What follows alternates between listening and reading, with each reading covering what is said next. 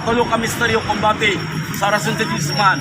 Oración misteryo 1. Liberami tudi Dominis usda kapitanan tabang kamong kurasyonis. Inanaman ko, tabang niya ako kunak sa kalislanan. Orasyon ni Senyor San Sebastian, tungod sa kargada sa kinagman, sa mga bala kami dapatan ang lawas dili mamansahan. Viva Salvador, regalasi para kumbati. Misteryo 2, bindisan mo po kami. Aros na sa kampo, ug na Senyor San Pablo sa Santiago, ang mga armas pamaliho ninyo. Jesus Maria Santisima sa mga kaaway ko, kay na ako sakto rin diktator aparit igusom. Cross nga kurasyonis, ubanan mo po ako sa akong mga kaway. Ang mga armas pamaliho ninyo. Juan Mateo Lucas Pugi, mga kanyon mga armas santos na bulan sa langit. Mister Lord sa Isman Diyos na sa Diyos na Espiritu Santo. Landagi Ginoo sa kasing ng among debosyon. Dungagi Ginoo nga gigwil ni Sayuta. Bosa ang kumitabangan. Bisan unsang kalisod, mamulong kami ng sumusunod. Sahod ko si Diyos sa notaris kusong. Ginoo tabangi kami ang bendisyon, diskomunyon sa pusil, kanyon, bomba, ang granite, lasinggan, baynita, garan, armalite, ugubang kasaman sa kalibutan ngumulas kami sa tubig, bangkaw, pintig, garoti, tunok, suyak, bato, mga gibang. So, parang nalatag na din lahat. Okay na?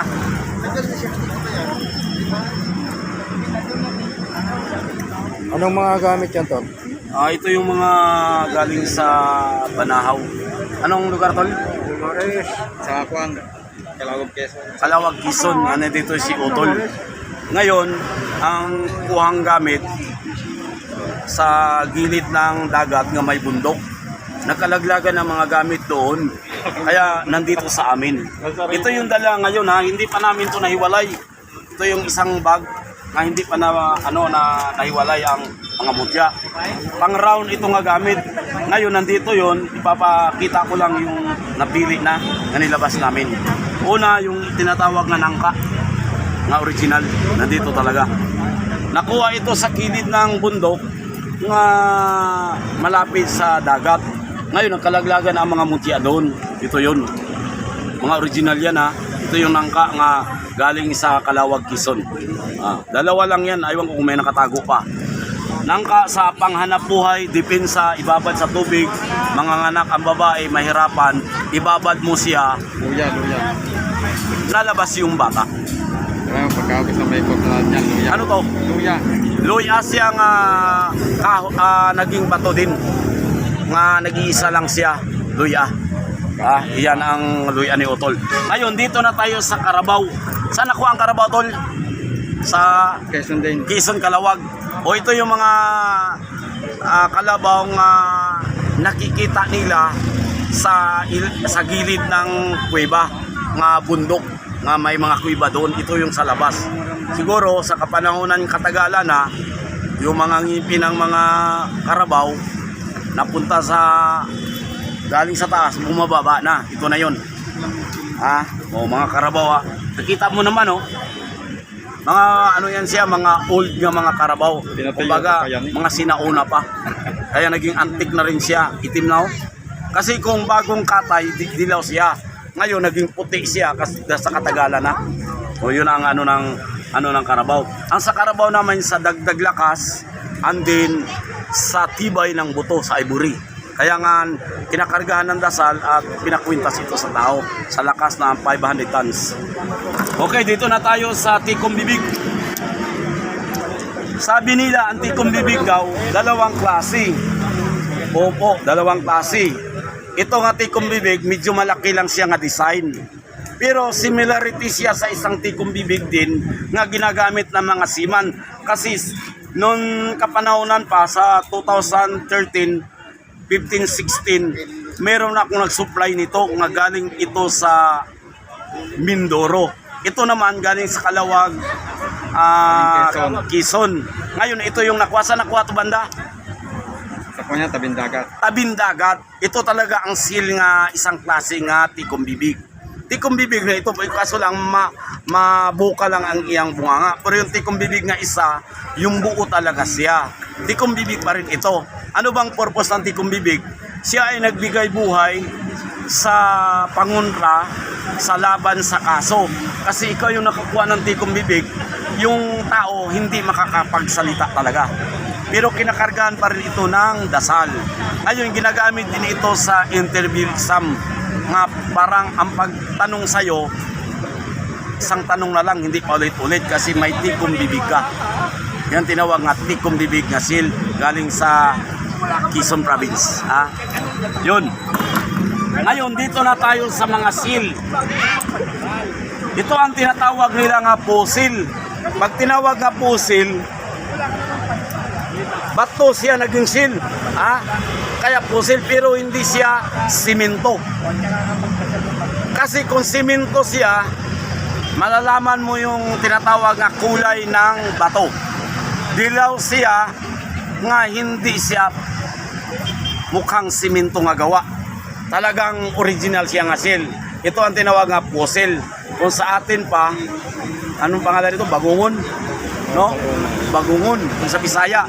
Ito yung mga bagungon nga seal na nga naging bato. Ano bang purpose nito? Siya po ay nagbibigay buhay sa libon nga pag kinarga ng dasal, hindi rin makaputok ang bala at saka sa Tagabulag. Ito yung tinatawag nga seal nga bato galing sa Quezon Province. Marami tayo dito may maliliit at malalaki. Ito na yun Pumunta lang kayo dito para makapili kayo ng maaga. And then dito na tayo sa mutya ng tubig. Bihira kayo makakuha ng mutya nga malaki nga tubig. Kasi year 1000 ago bago maging buo ang tubig nga naging bato siya.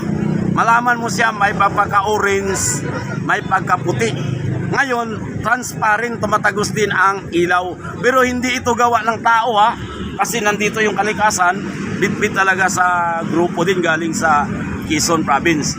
Ngayon, pag tinawag nga tubig, to harmony and apologize unity. Sa paghaharap mo ng tao, ang tao mabibigyan ng magandang buhay, naging mababait siya kasi ikaw yung ikaw yung may dalang tubig, pamatay apoy siya, tubig talaga. Ngayon, pag nasa sayo ito, harmony, apologize, unity sa gamit. Pwede ka sa mga fly, hindi kumukontra yung tao. Kung sa labanan naman, sa pangunra sa bala. Kasi tinitesting yung bala, binabaril yung tubig, na-off talaga ang bala. Ngayon, nakuha mo yung mutya, na-off din ang bala. Ito yung tinawag nga, mutya sa tubig na buo. Hindi basaga, buo ni siya. Diba yung maliit, nga palaki pa lang ito, year ago, 1000 bago lumaki ang isang bagay. Kasi buhay ito, lumalaki transparent siya, original. Bihira kayo makakuha ganito kalaki nga mutya sa tubig. Galing sa Quezon Province, Dolores. Sa Sirihaya, Kalawag. Ito yung tawag nga tubig, mutya, galing sa Quezon Province. Okay, dito na tayo sa tinatawag nga tagusan. What is tagusan?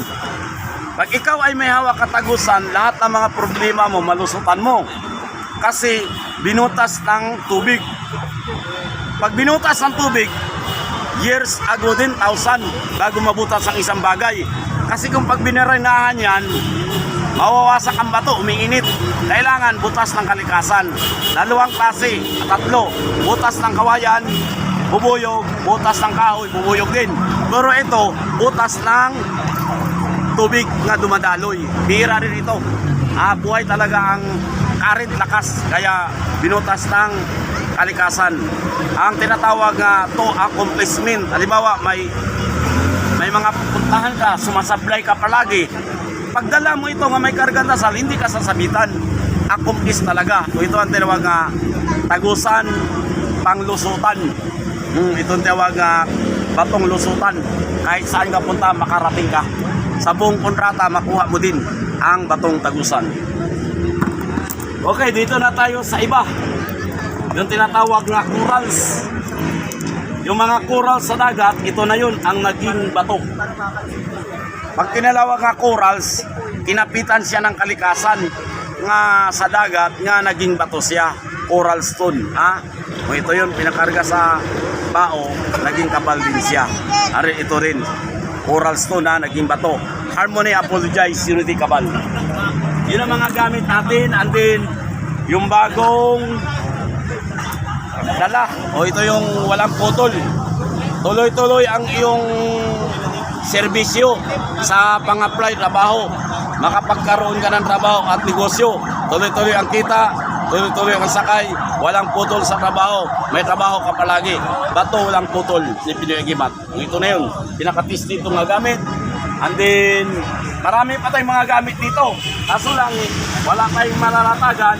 Bukas, ilalatag natin to, kundi linggo. Ito yung dala ni Utol ngayon, oh. Alating, mga 10 kilos siguro. Oh, ito yung 10 kilos nga kalikasan. Okay. Binitbit, galing sa Quezon Province. Punta na lang kayo dito. Pag may nakita kayo sa vlog, pwede ka 0956-756-2987. Text or call, tawag ka lang sa akin. Pwede natin i-receive ang iyong gamit dito sa Calao and then ipadala natin sa FBC or Grab. Okay. Maraming salamat sa araw ng Biyernes, Pinoy Agimat, Karimbakal Anti-Crimes.